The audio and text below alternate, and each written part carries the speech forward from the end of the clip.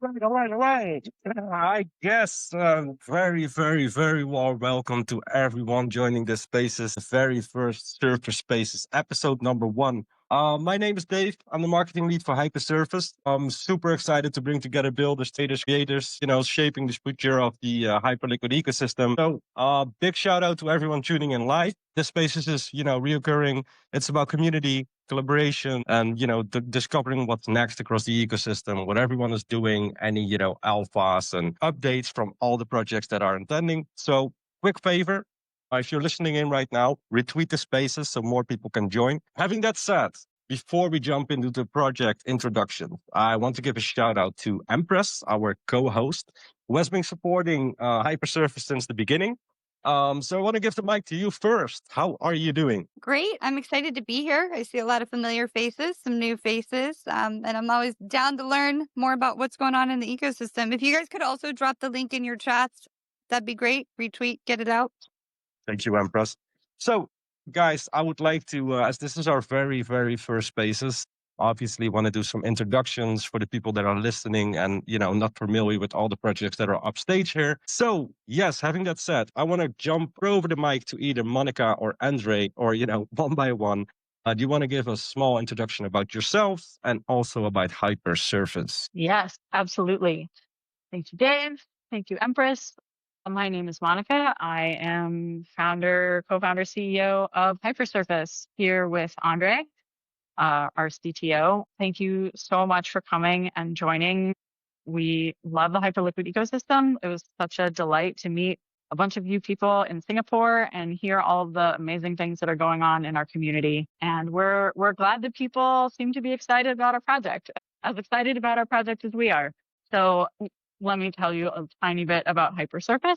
Hypersurface, our whole vision is essentially democratizing access to the kinds of crypto portfolio management products that people have access to in traditional finance for their equities. So if you own Apple stock or something, those are common strategies that you can use in traditional finance. But if you want to run those strategies in crypto, then you have to do $1 million in volume a month so that GSR will take your phone call. You need to be able to KYC with a market maker. Our product removes all of those barriers so that people who have funds on chain, who have assets on chain, they can run these same strategies. And they're super profitable. They're flexible. People really like that. So very excited to bring this product to the Hyperliquid ecosystem.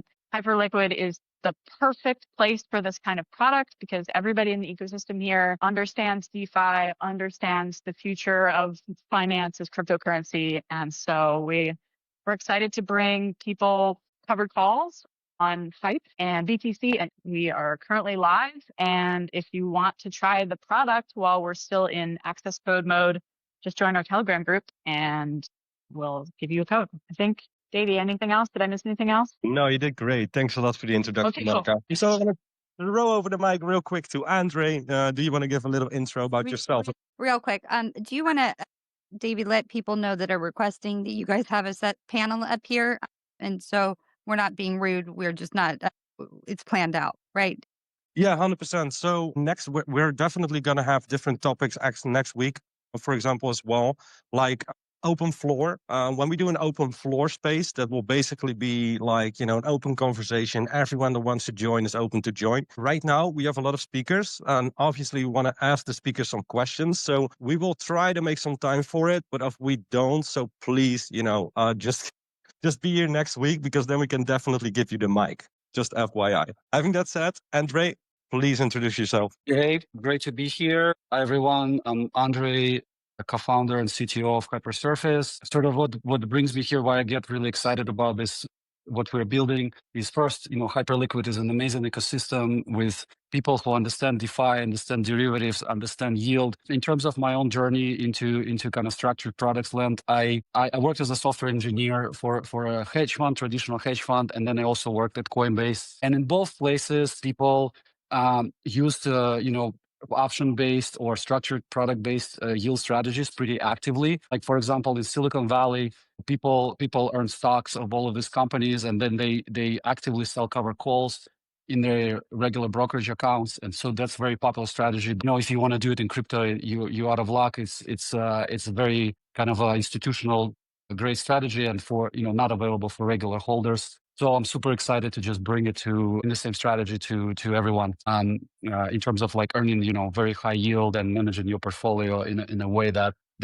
people in TradFi take for granted. So yeah, we can dive in, but yeah, it's great to be here. Awesome.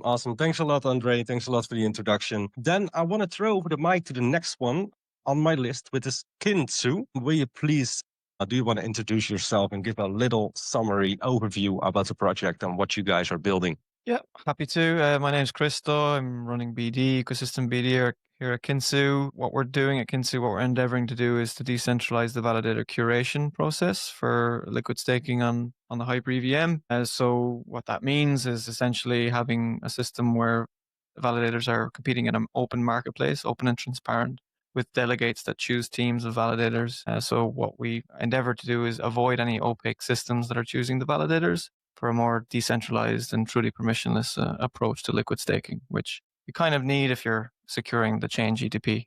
Yeah.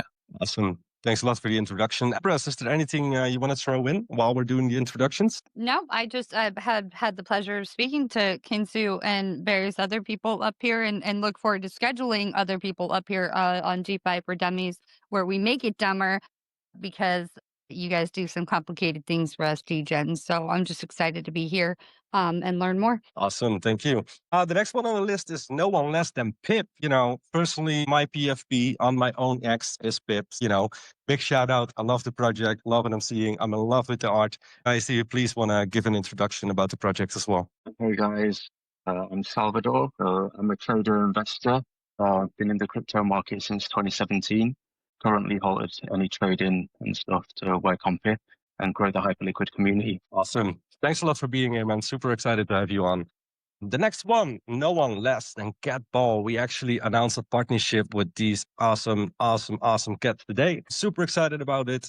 Stay tuned because there's a lot coming. It's not just a partnership announcement. A lot of utility and cool things are coming. So please, I'm throwing over the mic to you. Can you give an introduction about yourself, the project, where you guys are at the moment? Hey guys, my name is Maciek. Pleasure to be here. Thank you for having me. So I represent Catball. I'm the Catball Grandmaster. We're definitely not a Cat Cabal on Hyperliquid. We're sort of a anti-Cabal, so to say.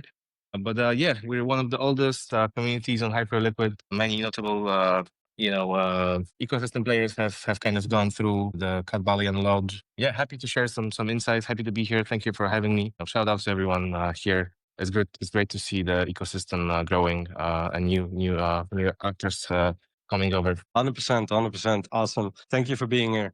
Next one on the list is Movimentum. That's also our partner, Hypersurfers, guys. Movimentum is, an amazing growth company, but, I'm not going to do the introduction for them. So throwing it over to the founder, Antonio. Appreciate the intro, Dave. Thank you so much. I'm Antonio Sco. I'm the co-founder and CEO of Movimentum. We are a token marketing agency, but our specialty is the untapped marketing channel of CoinMarketCap. We work with 40 plus partners such as Hypersurface, Sonic, Avalanche, Polygon, Pudgy Penguins, and many other big players in the space. We help them break out of the X bubble. Everyone knows that X is an echo chamber, probably a little bit saturated. So we help them break out of this X bubble. But I wanted to thank you, Dave, Monica, Andre, for the amazing work at Hypersurface. I really love the product and the concept, and I'm sure that this product is a sleeping giant. So all the listeners today have the opportunity to learn about Hypersurface before other people. So it's also kudos to all of you to be here in the audience. Thanks a lot, Antonio. Appreciate it a lot. Thank you for the kind words. So last but not least, HL Names. Throwing it over to you. Hello. Hey, I'm Tangle. I kind of do marketing, BD, and all that sort of stuff over at HL Names. I've been a long time crypto user and been a part of Hyperliquid early on. So yeah, I've been building within crypto as well. A lot of other notable projects. But yeah, really excited about Hyperliquid names, and it's great to see we've got a few. I recognize a few shells in the audience. So shout out to all those people. Yeah, and just really glad to be up here with you guys. You guys are building something really interesting as we continue to grow out the house of finance, as it were. We're bringing all kinds of things in here, so it's great to see what you guys have. We're great to just really be spreading the Hyperliquid ecosystem and all the Hyperliquid love. And yeah, I mean, we're just the name service on Hyperliquid, so helping out with that, creating identity, creating utility for you within your name, and across just a variety of, we've got like, I think over 30 some integrations right now and partnerships with other groups and whatnot, as far as helping amplify the message of Hyperliquid and rewarding and empowering people. So we can get into that more here in a bit, but yeah, thanks a lot. Can I Awesome. just And say thank you that for I feel so Mhm. aligned right now because I am staked on Kinsu. I have a PIP, I have a cat ball, I have an HL name. I'm just doing it up here, and I already put my code into Hypersurface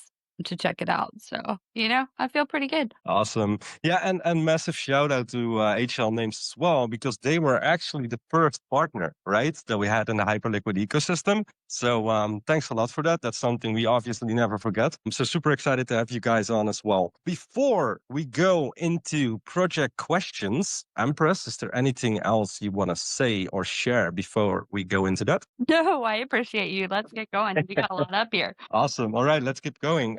So basically, the first question that I have was for Pip. I'm sorry, someone has to be first, but here we go. So my question, and this is a common question to NFT project, obviously, but the biggest utility of NFTs is often said to be community. Do you agree or disagree, and why? Yeah, it's okay. I'll go first.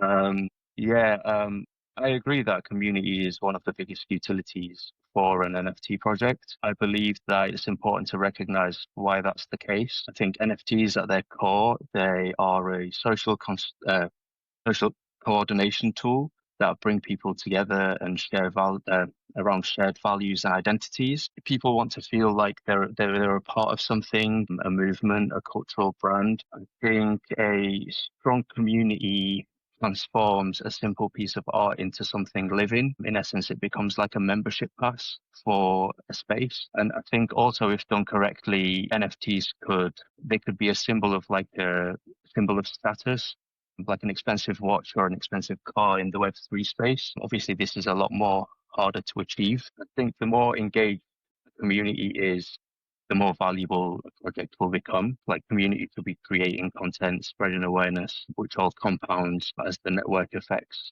and adds value to the project and the ecosystem. That being said, even though community and belief of that community is one of the most important aspects of NFTs/memes, projects shouldn't solely rely on that. As a strong community, a strong community itself takes care of most things that I've talked about. So it's important that people who have more say in the project to build things IRL and add value from that perspective.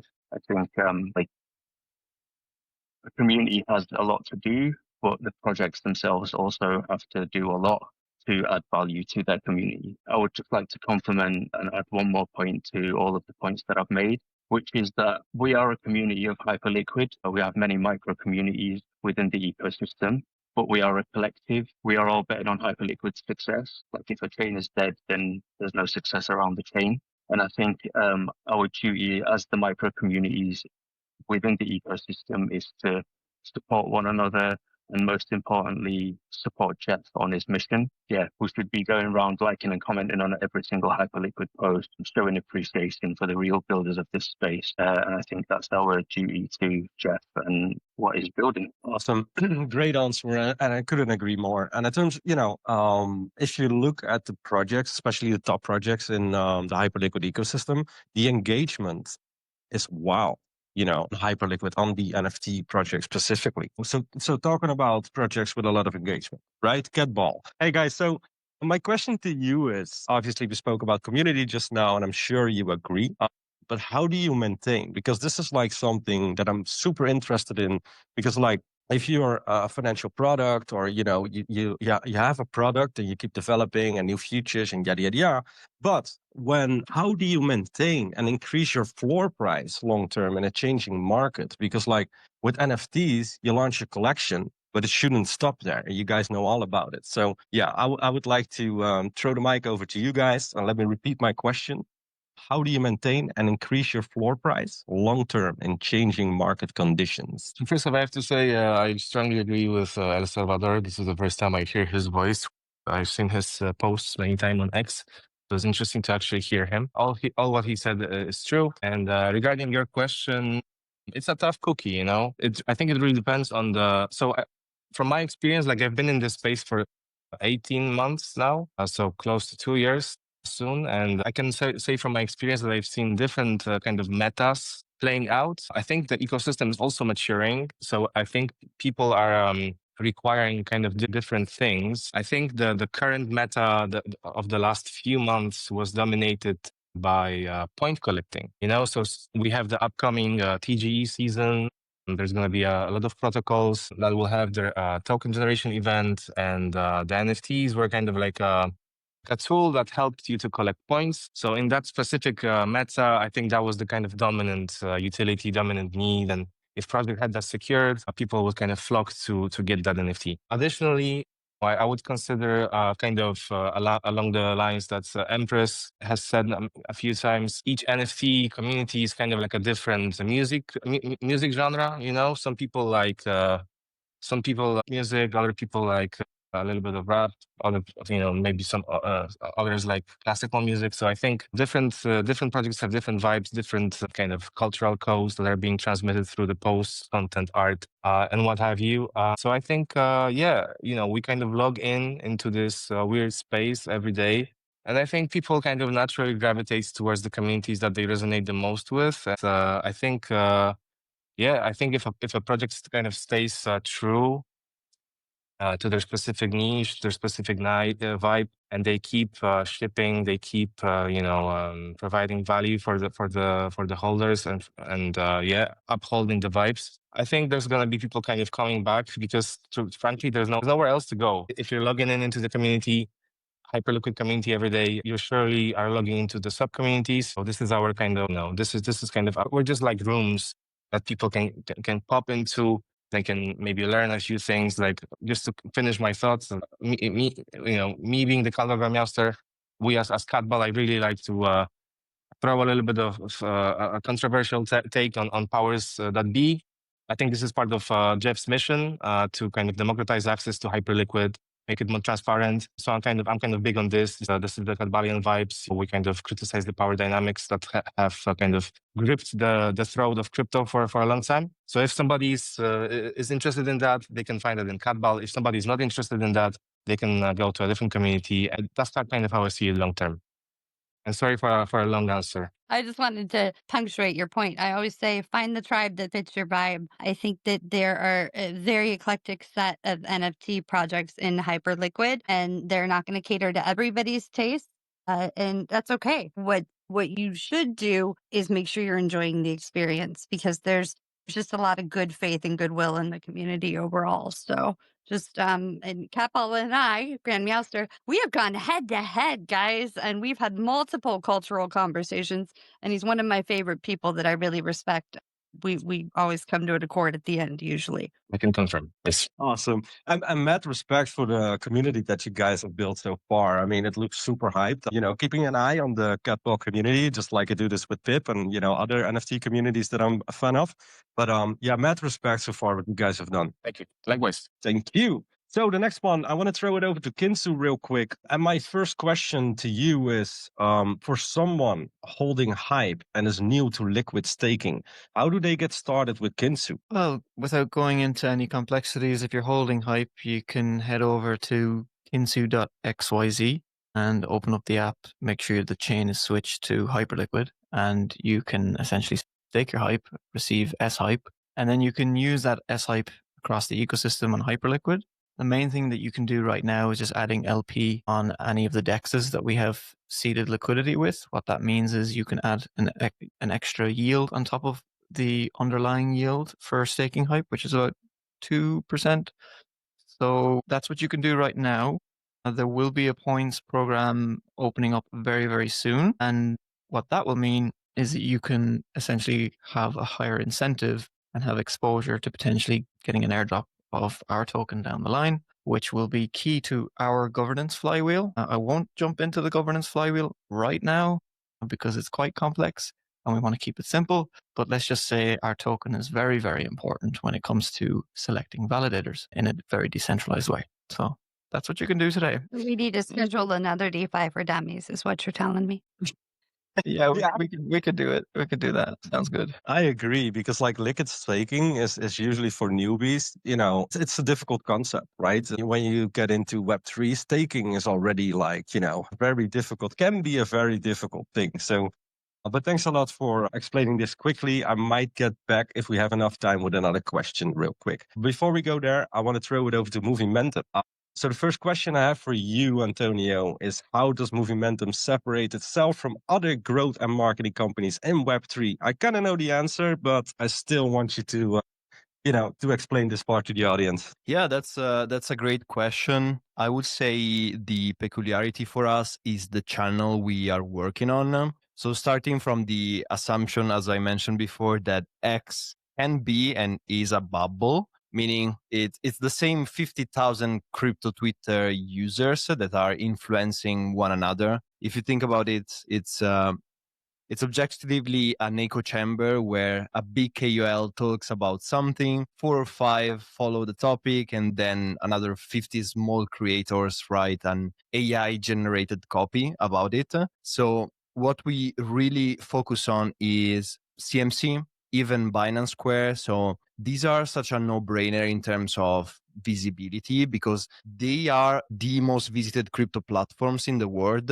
CoinMarketCap and Binance Square is the most visited exchange in the world. They both have a community feature and they both have incentives to retain investors on the platform. So what I would say it's the main characteristic of Movimentum is the ability of differentiate ourselves compared to other marketing agencies, not only from a proposal standpoint, but specifically for the channels we are working on, which, as I said, CoinMarketCap and Binance Square are huge, and they have the incentives to retain crypto investors on the platform, and companies have the incentives to be present on these platforms, start marketing there, and we help them bridge this lack of presence on CoinMarketCap and Binance Square. Awesome.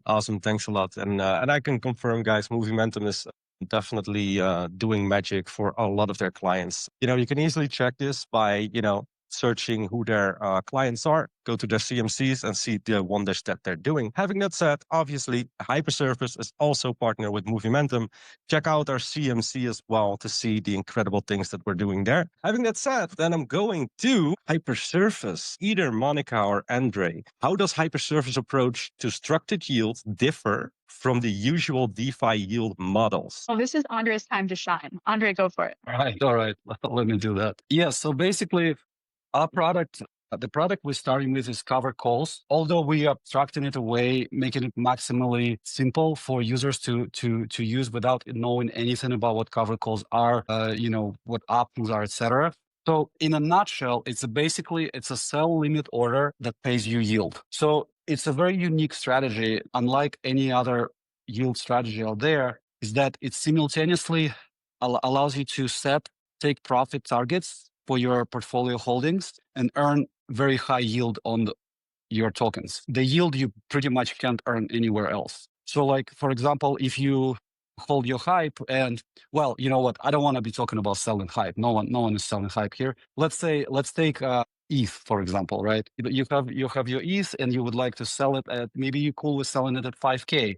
So you can commit to selling it at 5K, and at the same time, the protocol is going to pay you upfront premium that's going to be delivering double-digit annualized yield on your ETH. So I'm personally, from working in Silicon Valley and using this product in TradFi pretty extensively, I'm absolutely in love with this product that lets you, especially when you can use it, actively, and pick essentially, you know, when the price pumps and you essentially can sell into strength. And that is just a beautiful way to earn very significant income on top of your tokens.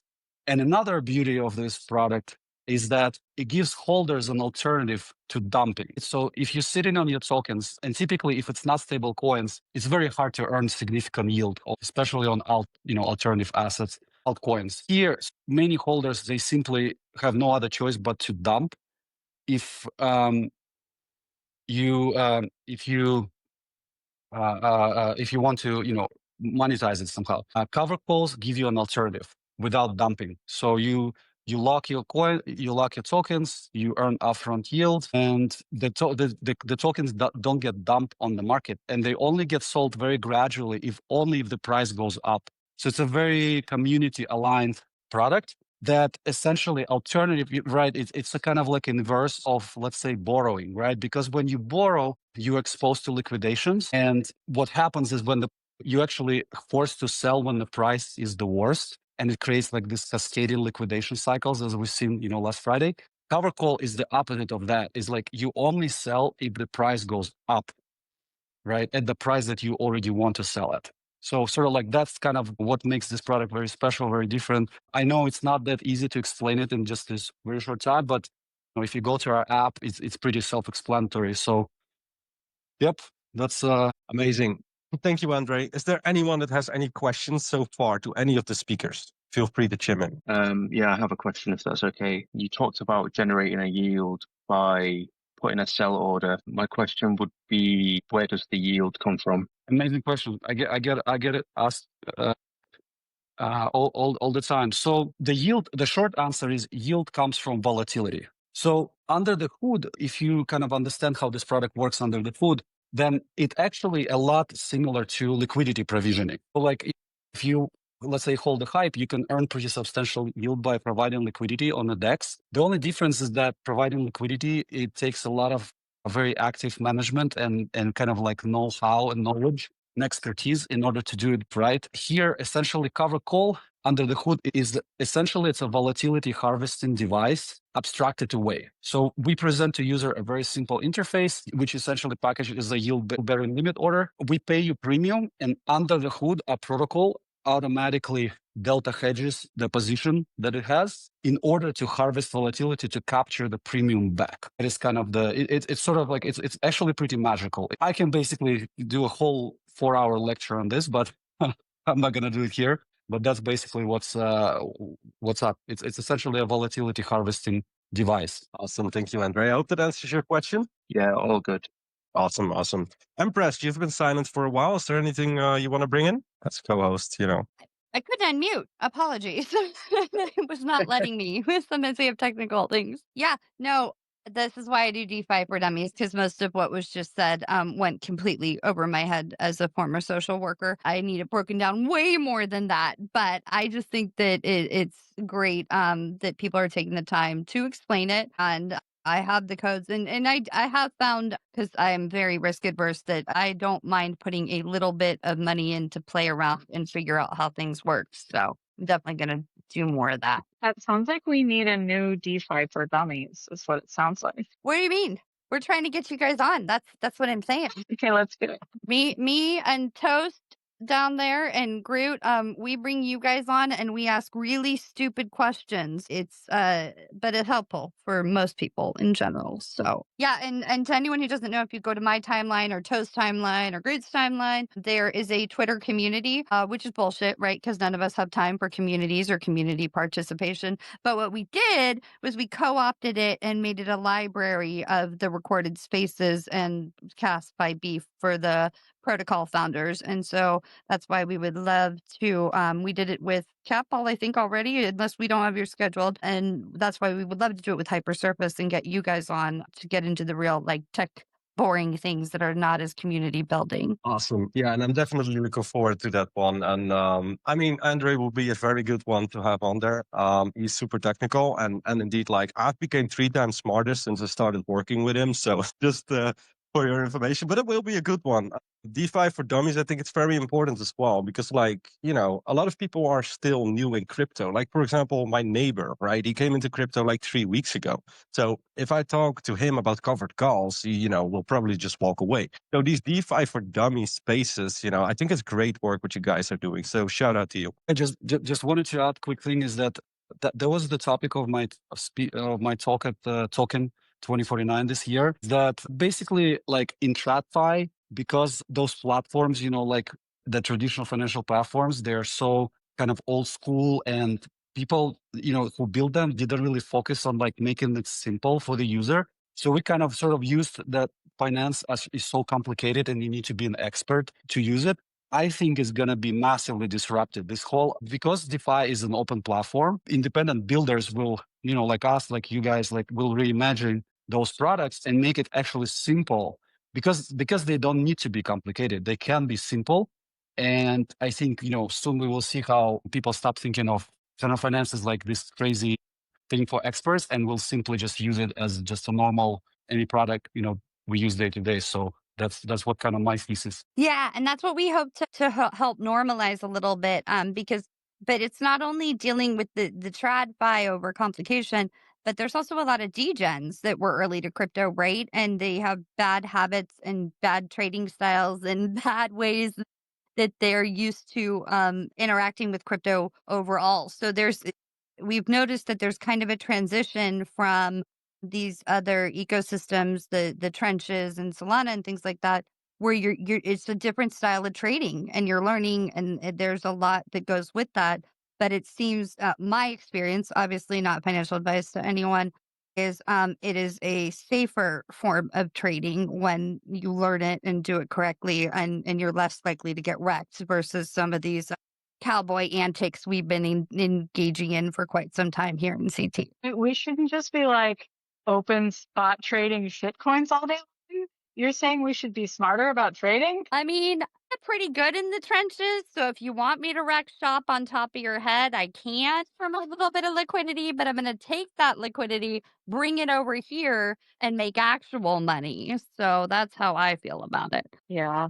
Gotta love it, guys. Gotta love it. All right. So I want to throw a quick question to the cat Balion. How do you think NFT markets will evolve over the next cycle? And why do I ask this? Because, like, in general, the NFT market took a huge hit in the last few years, right? And I do think, like, friends of mine were huge NFT holders, for example. These guys actually started buying again on Hyperliquid, which says a lot about this ecosystem, to be honest.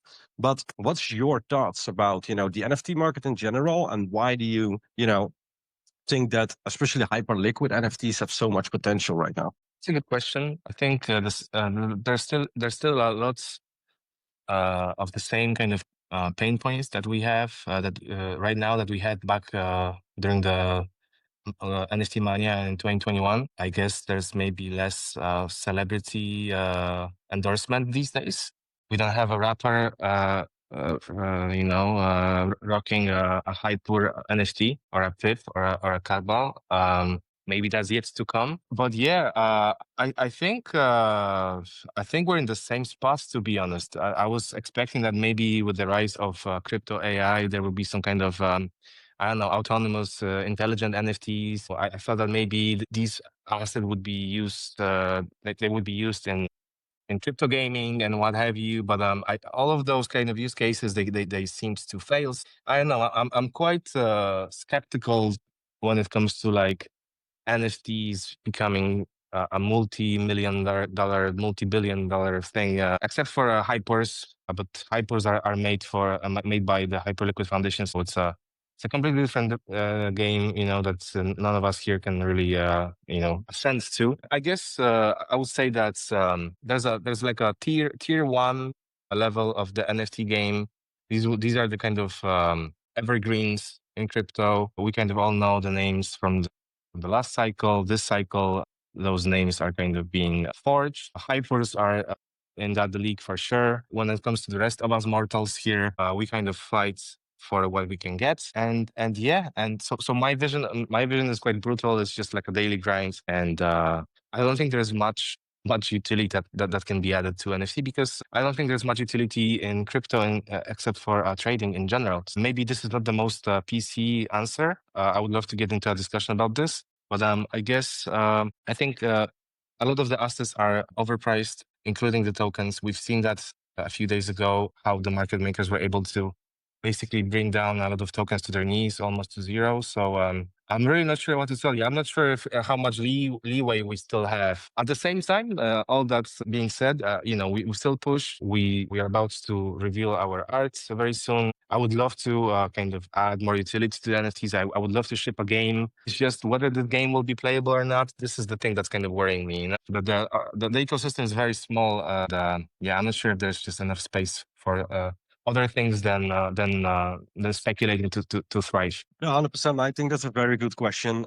And it all leads back to the previous question as well, right? When we're talking about community, like that's, obviously carrying the project and, all those new things that people are trying out. I mean, just in the heart, I think it's artwork and community, right? With NFT project, that's where you align with and, what the actual use case and utility is long term. But a great answer, man. Couldn't agree more. Next one. Kinsu, maybe you get this question a lot, but it's still an interesting one in my opinion. So we just spoke a little bit about DeFi for dummies. So what are the biggest challenges in liquid staking? And as well, how is Kinsu solving them? Personally, just to give a little bit context why I asked this, is that I see a lot of problem in the educational side of things. A lot of people just, are either too lazy or there's just not enough educational materials. But I would like your opinion on it and how you guys solve this issue for Kinsu. Yeah, I think we share the same sentiment. I can see Alexios is in the audience and he runs growth for us. And we actually run a session called Kinsu Learn on Fridays in our Discord. So education is something that we value deeply. And we understand that there's a lot of new people coming into the space that are not necessarily crypto native that need this sort of hand holding to understand how everything works. So totally with you there. We're definitely contributing in that area and want to expand on that as things progress down the line. In terms of the challenges we solve, one really pragmatic challenge on Hyperliquid was just the minimum stake that you could stake on Kinetic, which I think was 5 hype.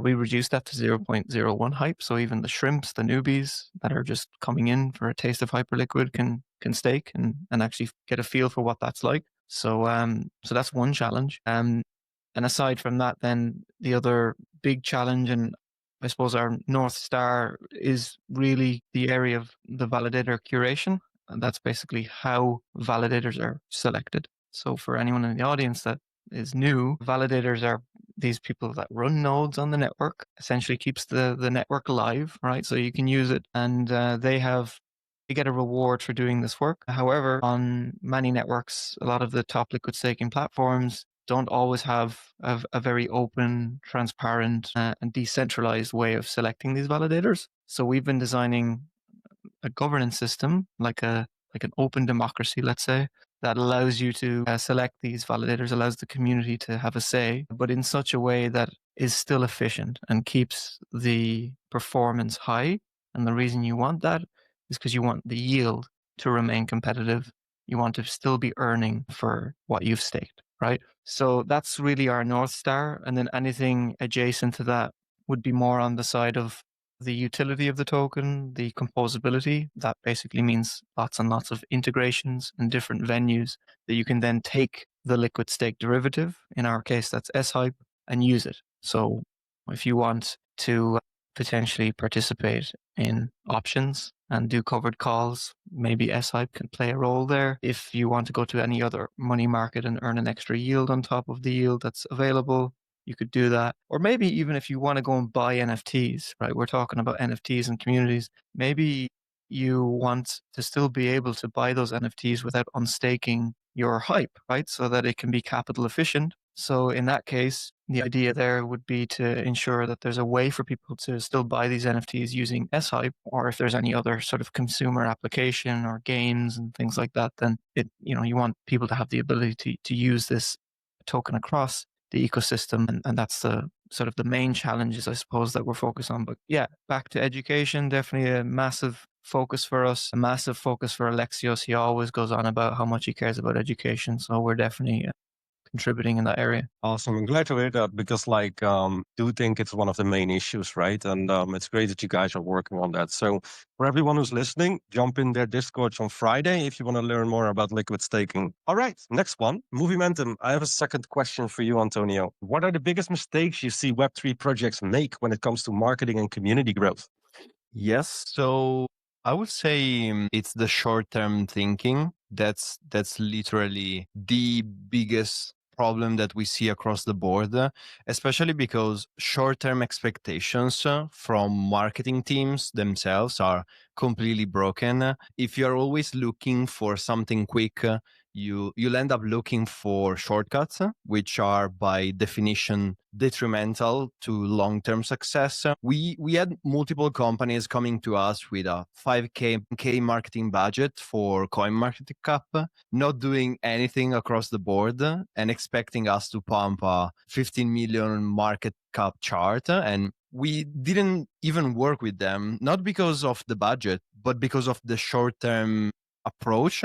That this approach always looking for the magic trick to solve all of their problems, which is completely delusional in my opinion. So I think this is the number one problem that I see across the board. So it's the short-term mindset and approach for marketing teams. But also another big problem that we see is that marketing teams are spending too much time on things that do not move the needle, starting activations that are cool, but that don't serve the ultimate outcome. And to prove this point, a lot of teams are rightfully for looking for data after an activation, but it seems more to report to the higher levels than to really understand if it fits the macro outcome that the company is looking for. So I would say, to recap, short-term expectations, very high, too crazy. And then the second one is focusing on the outputs instead of the outcomes.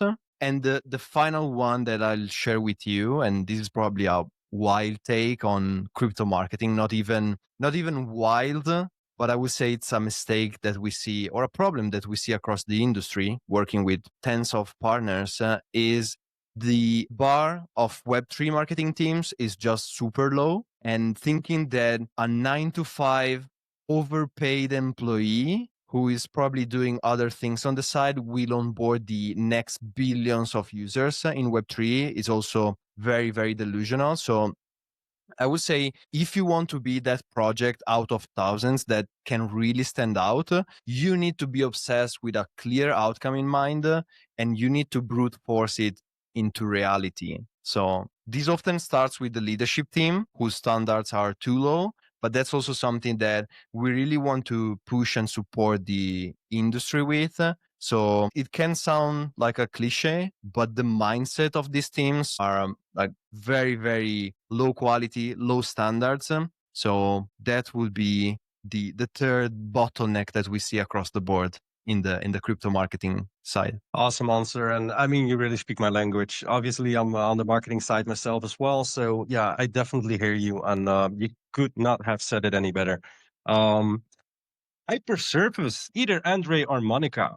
But the last question that I have for you guys: what are the main technical challenges of bringing structured products fully on chain, and how is Hypersurface solving them? Great question.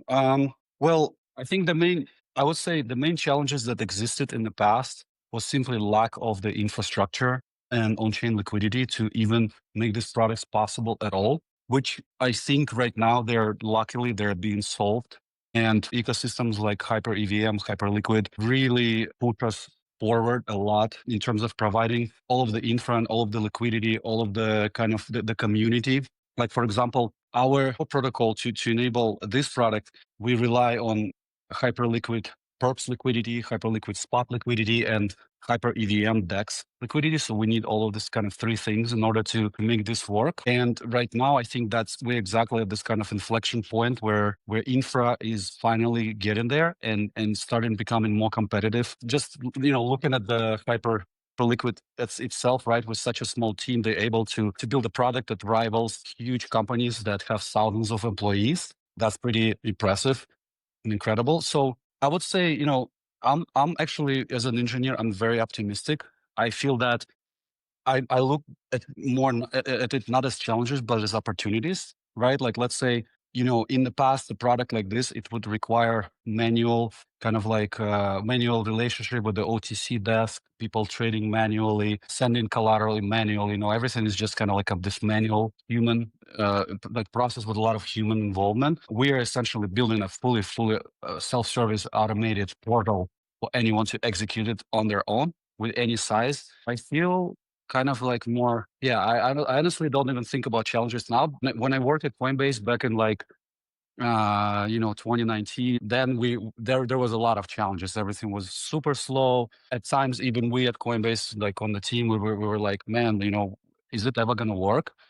And then now it's I think it is working, and it is working pretty well, and it's only up from here. So yeah, I'm kind of sorry, maybe I struggle to answer the question because I honestly see more of excitement than challenges right now, the way the tech is evolving. Awesome.